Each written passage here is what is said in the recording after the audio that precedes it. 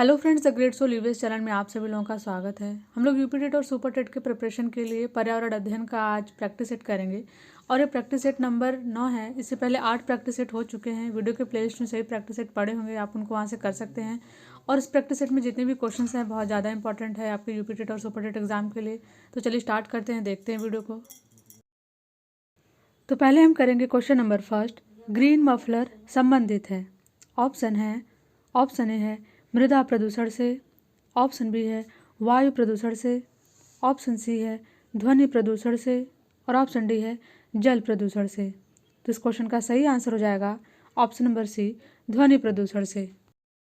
Green muffler ध्वनि प्रदूषण को कम करने की एक तकनीक है। इस तकनीक में 4 से 6 पंक्तियों में वृक्षारोपण कर ध्वनि प्रदूषण को नियंत्रित किया जाता है ताकि घने पेड़ ध्वनि प्रदूषण को कम कर सकें, क्योंकि पेड़ ध्वनि को अवशोषित करते हैं और इसे नागरिकों तक पहुंचने से रोकते हैं। ध्वनि प्रदूषण को नियंत्रित करने वाले ये हरे पौधे ग्रीन मफलर कहलाते हैं। अब हम नेक्स्ट क्वेश्चन करेंगे, क्वेश्चन नंबर सेकंड, गंगा नदी निकलती है। ऑप्शन ए है अरावली श्रेणी से, ऑप्शन बी है लद्दाख ग्लेशियर से, ऑप्शन सी है गंगोत्री ग्लेशियर से और ऑप्शन डी है मिलाप ग्लेशियर से। तो इसका सही आंसर हो जाएगा option number C, Gangotri glacier से। गंगा नदी से और भी जितने क्वेश्चन बन सकते हैं उनको देख लेते हैं। गंगा नदी गोमुख के निकट गंगोत्री हिमानी या गंगोत्री ग्लेशियर से निकलती है। यहाँ इसे भागीरथी नाम से जाना जाता है। देवप्रयाग में भागीरथी नदी अलकनंदा नदी से मिलती है और भागीरथी नदी और अलकनंदा नदी की संयुक्त धारा को ही गंगा के नाम से जाना जाता है। इनको आप याद करने के लिए इस तरह से भी लिख सकते हैं, भागीरथी नदी प्लस अलकनंदा नदी इज इक्वल टू गंगा नदी। मतलब भागीरथी नदी और अलकनंदा नदी की संयुक्त धारा को गंगा नदी के नाम से जाना जाता है। गंगा नदी भारत की सबसे लंबी नदी है और कई एग्जाम में पूछा हुआ है कि कितने राज्यों से होकर गुजरती हैं, उनका क्रम बताइए। तो ये भी जान लीजिए, यह भारत के 5 राज्यों उत्तराखंड, उत्तर प्रदेश, झारखंड, बिहार तथा पश्चिम बंगाल से होकर गुजरते हैं। बांग्लादेश में गंगा नदी को पद्मा नाम से जाना जाता है।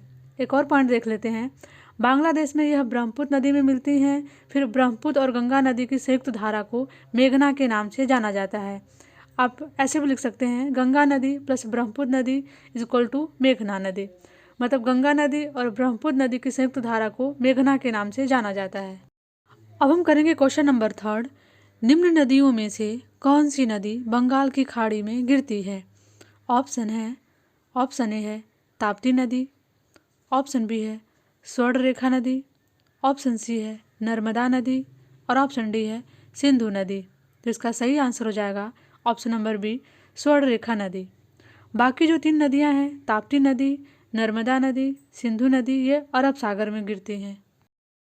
अब हम देखेंगे क्वेश्चन नंबर फोर्थ, निम्नलिखित में से कौन सी ग्रीन हाउस गैस नहीं है।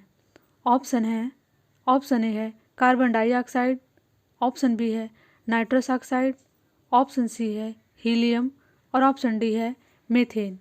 तो इसका सही आंसर हो जाएगा ऑप्शन नंबर सी, हीलियम। अब हम नेक्स्ट क्वेश्चन करेंगे, क्वेश्चन नंबर फिफ्थ, ध्वनि प्रदूषण का मापन किस इकाई के द्वारा किया जाता है। ऑप्शन ए है जूल, ऑप्शन बी है डेसिबल, ऑप्शन सी है न्यूटन और ऑप्शन डी है नैनो इकाई। तो इसका सही आंसर हो जाएगा ऑप्शन नंबर बी, डेसिबल। बाकी ऑप्शन के बारे में जान लेते हैं। जूल किसका मात्रक होता है, तो कार्य का मात्रक जूल होता है और बल का मात्रक न्यूटन होता है। नैनोमीटर से भी एक बार क्वेश्चन पूछ चुका है यूपी टेट में कि 1 नैनोमीटर में कितना सेंटीमीटर होता है। तो इसको जान लेते हैं। पहले तो 1 नैनोमीटर में 10⁻⁹ मीटर होता है और 1 नैनोमीटर में 10⁻⁷ सेंटीमीटर होता है। ये जान लेते हैं कि 1 nanometre is equal to 10⁻⁷ centimetre कैसे आया, क्योंकि 1 nanometre is equal to 10⁻⁹ metre है, तो 1 metre is equal to 100 centimetre. तो 100 सेंटीमीटर को 10⁻² मीटर भी लिख सकते हैं और जब -9 और +2 को ऐड करेंगे तो ये हो जाएगा -7। इस तरह से 1 nanometre is equal to 10⁻⁷ centimetre हो जाएगा। अब हम नेक्स्ट क्वेश्चन करेंगे, क्वेश्चन नंबर 6, मध्य प्रदेश में कौन सा शहर झीलों का शहर कहलाता है। ऑप्शन ए है भोपाल, ऑप्शन बी है उज्जैन, ऑप्शन सी है इंदौर और ऑप्शन डी है ग्वालियर। तो इसका सही आंसर हो जाएगा option number A Bhopal. Lower lake और अपर लेक जैसी दो सुंदर झीलों के कारण ही भोपाल को झीलों का शहर भी कहा जाता है। एक और पॉइंट देख लेते हैं, भारत का हृदय मध्य प्रदेश को कहा जाता है। अब हम करेंगे क्वेश्चन नंबर 7। पारिस्थितिकी तंत्र के तत्वों के चक्रण को क्या कहते हैं? ऑप्शन ए है रासायनिक चक्र, ऑप्शन बी है जैव भू रासायनिक चक्र, ऑप्शन सी है भूगर्भीय चक्र और ऑप्शन डी है भू रासायनिक चक्र। तो इसका सही आंसर हो जाएगा ऑप्शन नंबर बी जैव भू रासायनिक चक्र। अब हम करेंगे क्वेश्चन नंबर 8।